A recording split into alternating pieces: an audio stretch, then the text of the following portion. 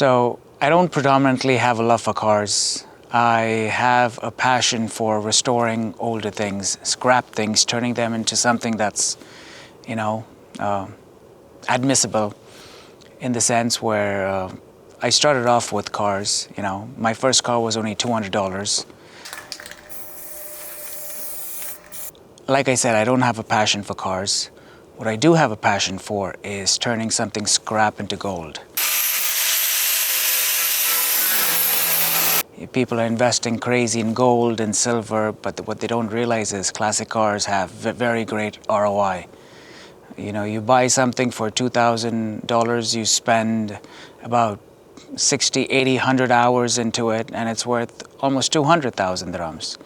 So there's definitely a huge ROI and a financial incentive in restoring classic cars.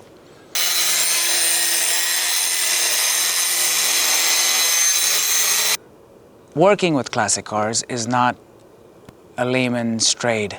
It's not something that everybody can do. It's not something that any garage can handle. It's very easy to dismantle a classic car, strip it down, but then people get very confused where to start from, how to go about it, what steps to take, what precautions to take. And because I've been in the field for, say, around 20 years, it's pretty rudimentary to me at this point. I don't personally have a favorite build. Each build has its own story to it. Each build has its own difficulties, its own technical challenges. However, when you see that finished build, no matter what the cost is, no matter how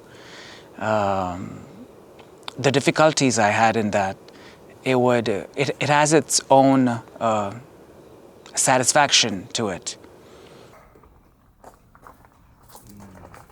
So the most, I wouldn't say rarest, but yeah, sure, they are rare. The most attainable cars for any classic car collector, actually I'm working on 5 of them. I would say they're all pretty rare and all 5 attainable. In the corner there, I have a 65 Pontiac GTO. Again, that's full fabrication work. Beside that, I have a 69 Camaro, also very attainable. In the corner on that side, I have a 66 Caddy Eldorado, that's a convertible. And beside that, I have a 69 Charger. I've had many Chargers, and unfortunately, I haven't had the pleasure of finishing them completely because they sell out really quick. And the rarest, I would say, the rarest barn find, the rarest of them all would be right in smack dab in the center, which is a 65 Shelby Cobra GT350. Those, I don't think I'll ever have the opportunity of finding one or working on one ever again. So that's pretty special to me. I have to admit that.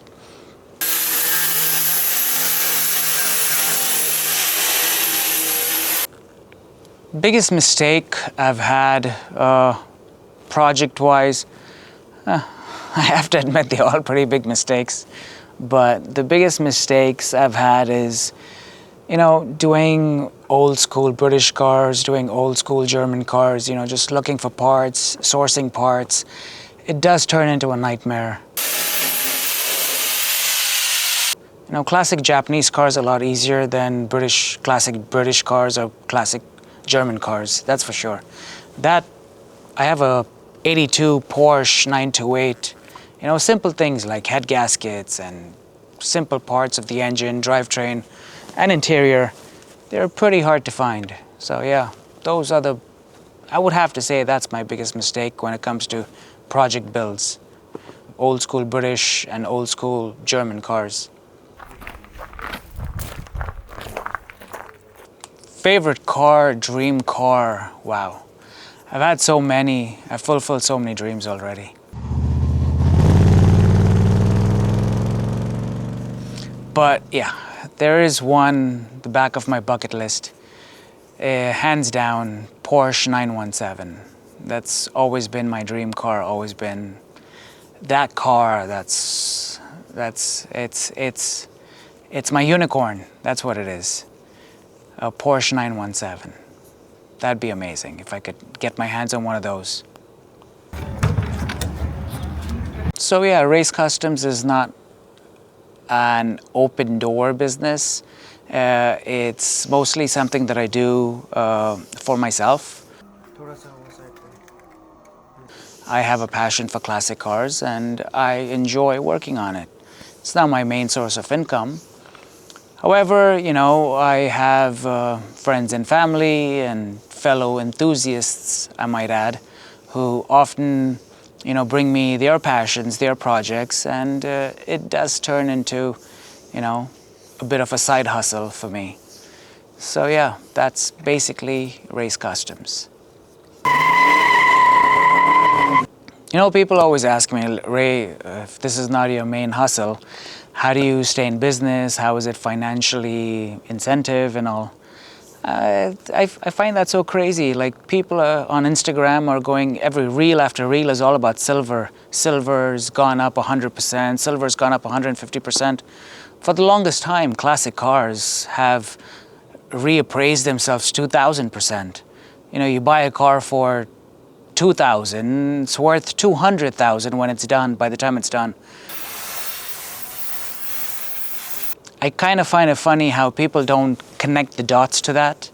But yeah, you know, financially, it is hit and go, but I think on the overall, if you build it right, and you know, I'm a big, strong believer of building rather than buying parts. And with that sense said, the ROIs are very, very attractive. Passion coming from and all.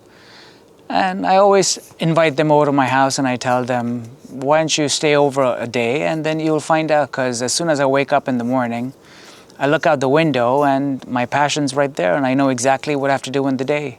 I know why I'm waking up that day and, you know, there's so many tasks to do. And, you know, 9 hours later, it feels like time just flew by. So, yeah, that's where I get my passion from. That's where I know what to do each and every day.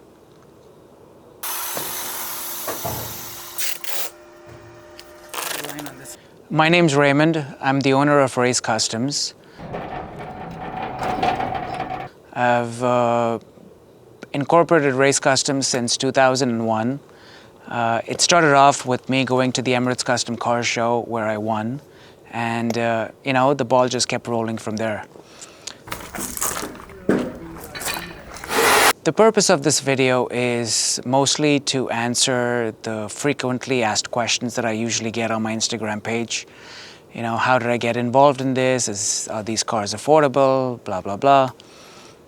And you could probably meet me at any of UAE's car events. I'm mostly at all of them. The last one I was at Mirdif City Center at the Dubai Motor Show.